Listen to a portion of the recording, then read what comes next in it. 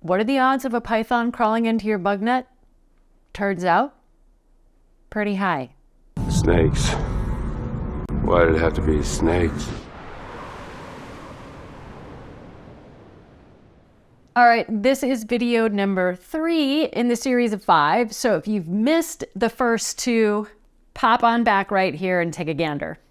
All right, takeaway number 3 from the search for purpose elephant tracking expedition in Namibia.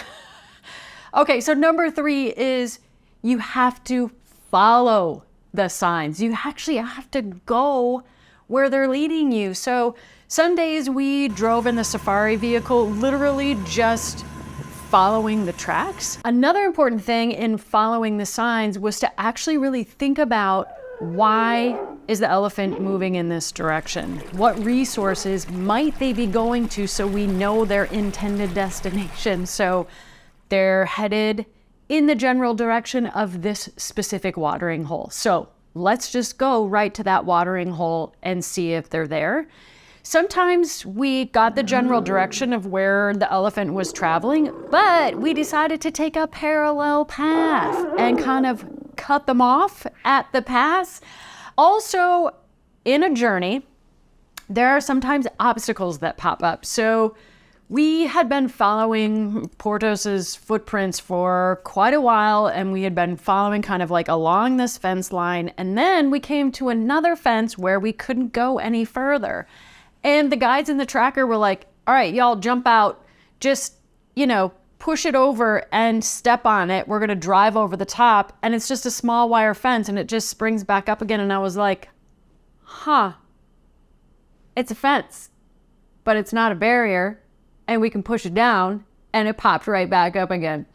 So the other takeaway from this is sometimes it really takes courage to follow the path because there are scary things that pop up. So the previous week we were actually building a wall and we had set up camp out in the bush, and all of a sudden somebody noticed that there was a giant bull elephant that had walked into camp. They're so silent, you can't hear them. And these are wild animals that if they are surprised by you or if you make a noise or feel threatened, they can kill you. There were also the scorpions that I talked about in the previous video, pythons in bug nets, which I'm going to tell you about at the end of the video.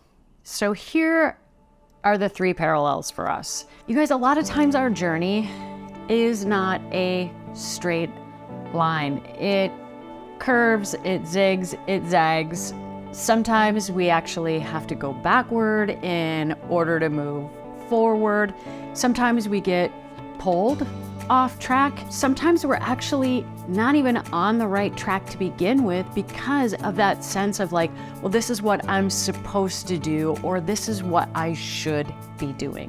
Second parallel is on our searches and on our journeys, things get in the way, barriers pop up. But it really got me thinking, how often do we see something as a barrier that's really not? Whether it's something that's just fear speaking, or there really is a way around it, that maybe it's actually just something that's going to slow us down and not really exactly stop us. And you guys, sometimes the signs are really big and obvious, and we have that very strong sense of direction and knowing. Sometimes the signs are more subtle, where we really have to look.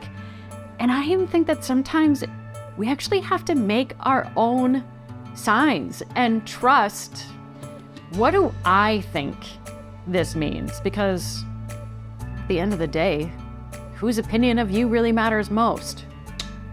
Yours. So about that snake, we had these pop-up bug nets that you could just put your sleeping bag if you wanted to sleep under the stars. And one day I was in camp with another person, and the other person was going to grab something out of somebody's bug net that was unzipped, and they stopped and they were like, Jenny, does that look like a snake to you? I went over there and I'm like, that is 100% a snake inside of somebody's bug net. So it turns out that this was a really, really rare dwarf python. Now, this is good news, bad news. The python was actually dead. So the python had made its way into the bug net and the bottom of it was black. And again, it's hot in Africa. The sun is very intense. The poor little thing actually baked to death. So it was actually dead. But I don't care if a snake is alive or dead. You crawl into a bug net and find a snake in there, no ma'am. And after that, I slept in a tent and I was like, Tiffany, you do not leave the tent without zipping everything super tight. We are not leaving a snake hole or a scorpion hole in the tent. Make sure you watch the next video where not only am I going to give you another tracking tool, but I'm also going to tell you how dirty a girl can actually get.